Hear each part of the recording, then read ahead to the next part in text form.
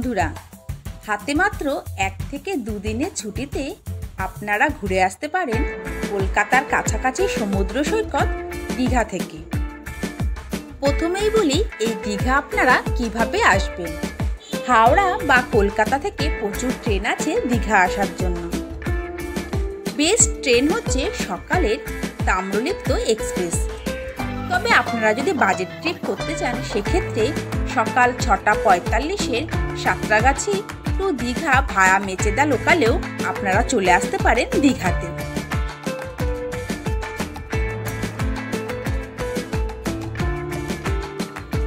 দীঘা পৌঁছে এবার আপনারা থাকবেন কোথায়?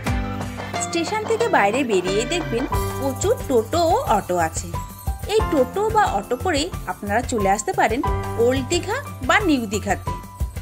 দুই দীঘাতেই আপনারা 400 থেকে শুরু করে 4000-এর মধ্যে প্রচুর হোটেল পেয়ে যাবেন। তার মধ্যে পছন্দসই একটি হোটেলে আপনারা অনায়াসেই থাকতে পারেন।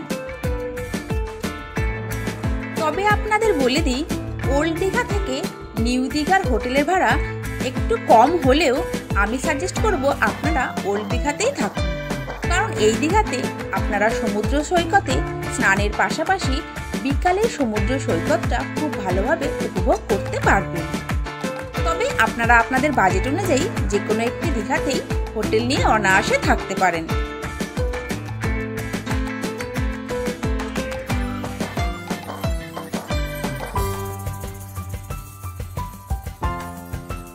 এবার বলি দীঘা বেড়াতে আসলে আপনারা কি কি খাবেন। এখানে সকালের ব্রেকফাস্টের মধ্যে আপনারা পেয়ে যাবেন লুচি, পুরি, তার সঙ্গে তরকারি বা সবজি। এছাড়াও পাবেন পেটাই পরোটা, ডিম টোস্ট, আরও অনেক কিছু। সকালের ব্রেকফাস্ট একজনের অনায়াসে 25 টাকায় হয়ে যায়। সকালের ব্রেকফাস্টের পাশাপাশি আপনারা দীঘাতে প্রচুর হোটেল বা রেস্টুরেন্ট পেয়ে যাবেন, যেখানে আপনারা দুপুরে লাঞ্চ করে নিতে পারেন।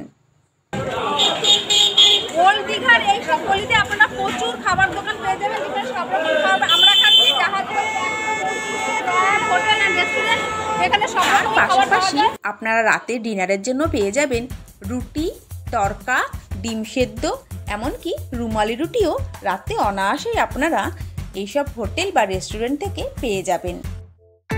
এখন বলি দীঘাতে আপনারা কি কি দেখবেন। সকালে ট্রেন ধরে চলে আসুন দীঘাতে। তারপরে আপনাদের পছন্দসই হোটেলে চেক ইন করুন। এবার সকালে হালকা কিছু ব্রেকফাস্ট করে নিন। তারপর সোজা চলে আসুন সমুদ্র সৈকতে স্নানের উদ্দেশ্যে। দুপুরে স্নানের পর এবার সেরে নিন লাঞ্চ। তারপরে একটু রেস্ট নেওয়ার পর বিকেল 4টের পর একটি টোটো রিজার্ভ করে ঘুরে নিন দীঘার লোকাল সাইট সিন। রাস্তাতেই দেখে নেবেন আপনারা নবনির্মিত জগন্নাথ মন্দির। তবে এখনো এটি দর্শনার্থীদের জন্য খোলা হয়নি। এরপর একে একে দেখে নিন অমরাবতী পার্ক, সায়েন্স সিটি। এর পাশাপাশি আপনারা দেখে নেবেন ওশিয়ানা সি বিচ এবং ঢেউসাগর পার্ক বা লাইটিং পার্ক। তারপর সোজা চলে আসুন ওল্ড দীঘা সি বিচে। রাতের বেলা ওল্ড দীঘা সি বিচটা দারুণ সুন্দরভাবে লাইটিংয়ে সেজে ওঠে। এই সি বিচেই আপনারা পেয়ে যাবেন বিভিন্ন রকম সি ফুড ও স্ট্রিট ফুড। তবে বিশ্ব বাংলা পার্কটা ঘুরে দেখতে ভুলবেন না। সন্ধ্যাবেলা টিফিনটা সেরে নিন এই ওল্ড দীঘা সি বিচ থেকেই। বেশ ভালো করে ঘোরার পর এবার রাতের ডিনার করে হোটেলে ফিরে যান।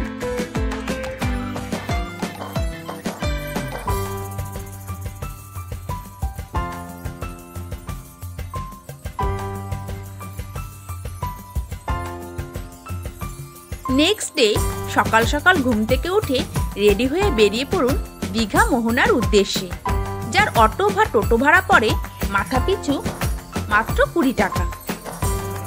দীঘা মোহনায় পৌঁছে আপনারা মোহনার মাছ বাজারটা খুব ভালো করে ঘুরে দেখে নিন। আপনারা চাইলে এই মোহনা থেকে মাছ কিনে প্যাকিং করে বাড়িতে নিয়ে আসতে পারেন।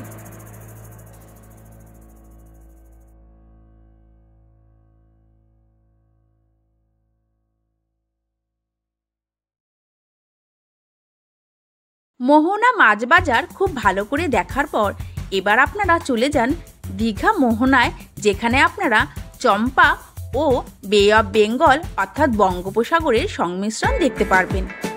এই জায়গাটা খুব ভালো লাগে সানরাইজ পয়েন্ট হিসাবে, যার 3 দিকে জল এবং মাঝখানে এই সরু রাস্তা দিয়ে স্থলের আকার দেওয়া হয়েছে।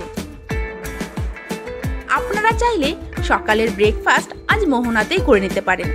এখানে আপনারা পাবেন সমুদ্রের ওপর ওপেন রেস্টুরেন্ট, যেখানে গরম গরম লুচি তরকারিও পেয়ে যাবেন। এবার একটি 600 টাকা দিয়ে গাড়ি রিজার্ভ করে বেরিয়ে পড়ুন উড়িষ্যার সাইট সিনের উদ্দেশ্যে। প্রথমে দেখে নেবেন জগন্নাথ মন্দির, তারপরে চন্দনেশ্বর মন্দির। এই মন্দিরে আরও ছোটোখাটো কয়েকটি মন্দির আছে। এর পাশাপাশি দেখে নেবেন দীঘা তালসারি।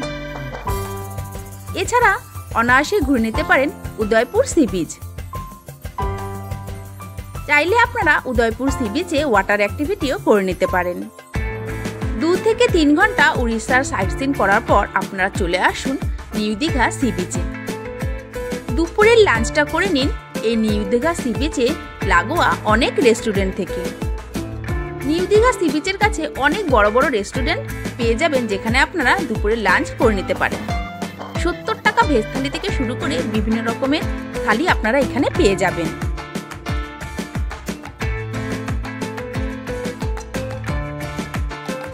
দুপুরে লাঞ্চের পর নিউ দীঘাটা খুব ভালো করে ঘুরে দেখে নিন। চাইলে আপনারা স্নানও করতে পারেন। এবার হোটেলে ফিরে চেক আউট করে নিন। তারপর ঠিক দুপুর 12টা 5-এর দীঘা টু সাঁতরাগাছি ভায়া মেচেদা লোকাল ট্রেনে চলে আসতে পারেন কলকাতাতে। তবে আপনাদের হাতে যদি সময় একটু বেশি থাকে, তাহলে আপনারা 1000 থেকে 1200 টাকার মধ্যে একটি গাড়ি রিজার্ভ করে ঘুরে আসতে পারেন তাজপুর, শঙ্করপুর এবং মন্দারমণি। এই 3টি সাইট সিন করার পর আপনারা সন্ধ্যাবেলার কান্ডারি এক্সপ্রেস করে চলে আসুন কলকাতা বা হাওড়াতে। 1 রাত 2 দিনের দীঘা ভ্রমণের এই ভিডিওটি আপনাদের ভালো লেগে থাকলে প্লিজ লাইক, শেয়ার, কমেন্ট করবেন। যদি আমার চ্যানেলটিকে নতুন দেখে থাকেন, অবশ্যই চ্যানেলটিকে সাবস্ক্রাইব করে পাশে থাকা বেল আইকনটি প্রেস করে দেবেন।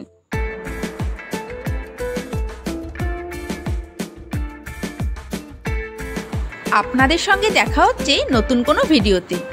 আপনারা সকলে সুস্থ থাকবেন, ভালো থাকবেন। ভিডিওটি আপনাদের কেমন লাগলো কমেন্ট করে অবশ্যই জানাবেন।